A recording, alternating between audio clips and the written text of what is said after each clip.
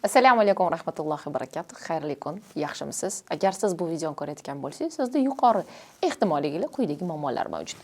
Topayotgan pulingizda baraka yo'q. O'zi pullar bilan muammolaringiz bor.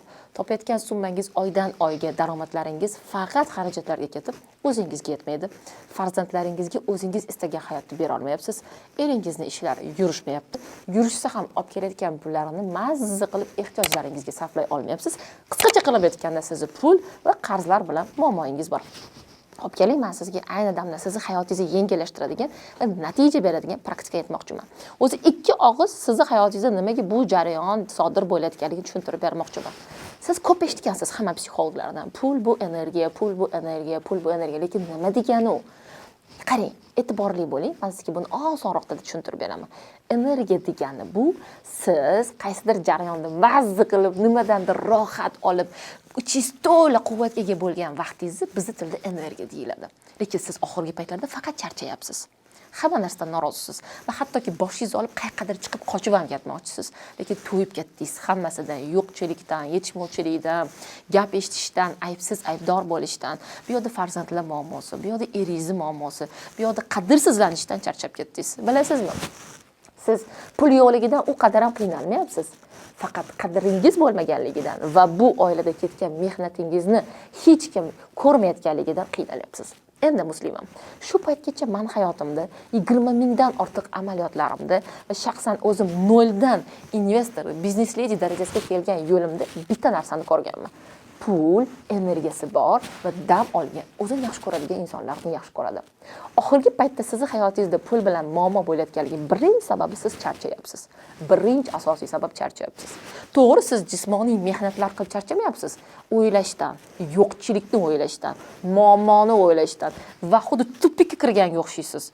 Shunaqa bir tupikka kirgansizki, chiqish yo'li yo'q. Nima qilsam ekan, qanday qilsam ekan, qayerga borsam ekan, nimadan boshlasam ekan degan savollar bilan tunlaringizni tongga o'ylab, tongga tunga o'ylab charchab, tinimsiz kasallikdan boshingiz chiqmasdan yashayapsiz. Xuddiki hamma baxtiyor, hamma ishlar yurishib ketyapti, siz ishingiz esa orqaga ketayotgandek va umuman o'zgarmayotgandek tuyulyapti. Xo'p, men sizga ishlaydigan 100% kafolatli praktika o'rgatmoqchiman. Demak, sizda ayni damda siz va sizni eringizni ishlari yurishmayapti, yursa ham barakasi yo'q, siz charchagansiz. Siz menga savol berishingiz mumkin. Nahotki erimni topgan pullarda meni o'rnim bor? Albatta. Er ayolga energiya beradi, ayol eriga energiya beradi. Oilada xotin energiyasi bir-biriga to'g'ridan ta'sir qiladi. Shu sababli Rossiyada o'qigan ustozim menga aytadilar, qaysi erkakning ishi yurishmayapti, uni ayol charchagan. Siz charchagansiz. Men kafolat berib ayta olaman, siz charchagansiz. Ikkinchisi, oilangizda baraka yo'qligi. Endi baraka dirganman, eringiz topib kelayotgan summani balki qiymati kattadir, lekin bunga sarflanib ketib, qarasangiz qo'lingizda yo'q bo'lib qoladi. Katta summa kirib keladi, lekin birdan yo'q bo'lib qoladi. Sizdan va sizni eringizdan qarz oladi, chuv tushib qarzni bermasdan ketishadi. Yoki sizni ishlaringiz bitmaydi. Va eng yomoni, tinimsiz boshingiz kasalliklardan chiqmaydi. Xotin oxirgi paytlarda bir-biringizni tushunmayapsiz. Farzandlaringiz esa sizni eshitmayapti. Bu bizni psixologik tilda aytganda siz charchab qolyapsiz. Endi barakangiz yo'qligi, eringiz topgan summada oilangizga mazza qilib ishlata olmayotganligingiz va qarz va kreditlardan boshingiz chiqmasdan xuddi tupikka kirib qolayotganligingizni ikkinchi asosiy ishlaydigan sababi bu, siz faqat yo'qlarni ko'ryapsiz. Tushuntiraman, nimalarni ko'ryapsiz? Ertalab turasiz, qarzingizni o'ylaysiz. Ovqat qilasiz, kreditingizni o'ylaysiz. Ovqat yeysiz, pul yo'qligini o'ylaysiz. Hovlini supurasiz, uyingizni tozalaysiz, faqat yo'q. Nima qilsak ekan, qayerga borsak ekan, kimdan so'rasak ekan, nima qilamiz, kimdan olamiz, qanday qilib boshlaymiz degan savollaringiz bilan o'zingizni battar energiyangizni yo'qotib va eng asosiysi diqqatingizni faqat yo'qqa qaratyapsiz.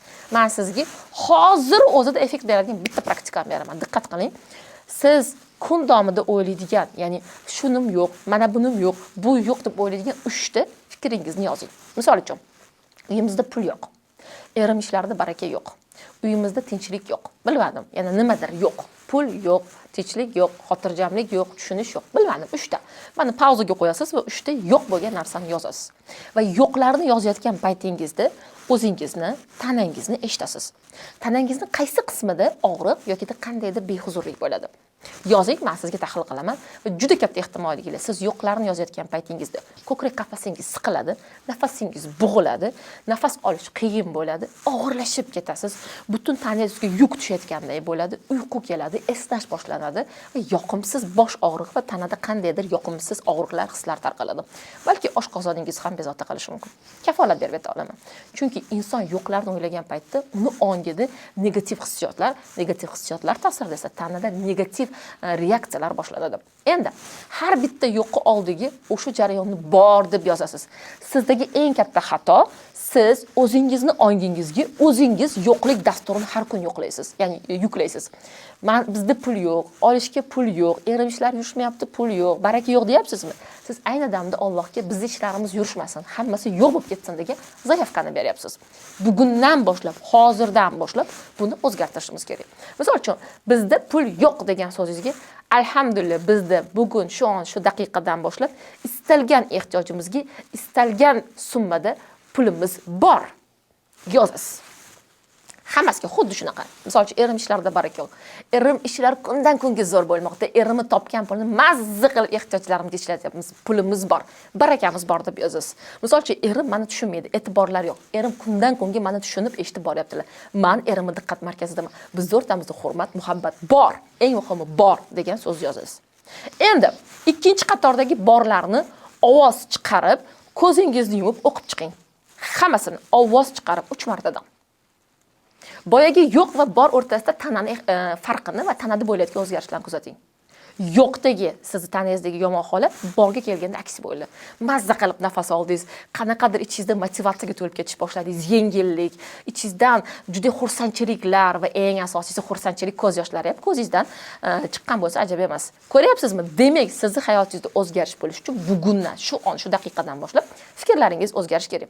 Men sizning hayotingizda pul, qarz, kreditlar, butun umrga pullardan chiqish haqidagi barcha qoidalarni istasam ham bu daqiqalarga sig'dira olmayman. Lekin hozir ayni damda mana shu holatda praktikada sizda natija bo'l, nimadir o'zgarish sezgan bo'lsangiz, men sizga chiroyli bitta taklif bera olaman. Ilm olishni hoziroq boshlang.